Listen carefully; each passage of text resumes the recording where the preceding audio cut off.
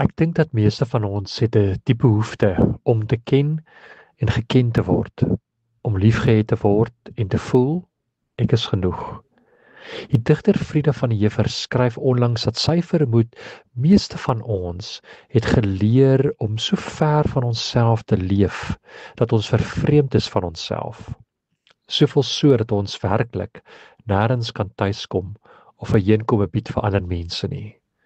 Dalk is dit die groot geskenk van lydingstyd, dat as ons bereid is om na die kruis te gaan, om die hele reis saam met Christus te onderneem, dit stroop ons van al die maniere waarop ons wegkruip vir liefde, vir God en vir onsself. En mag jy die eerste tree neem op hierdie roete.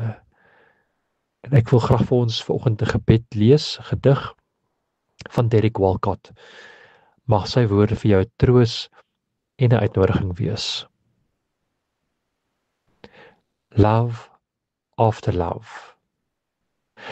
The time will come when, with elation, you will greet yourself arriving at your own door, in your own mirror, and each will smile at the other's welcome and say, "Sit here, eat." You will love again the stranger who was yourself. Give wine, give bread, give back your heart to itself, to the stranger who has loved you all your life, whom you ignored for another, who knows you by heart. Take down the love letters from the bookshelf, the photographs, the desperate notes, peel your own image from the mirror, sit and feast on your life.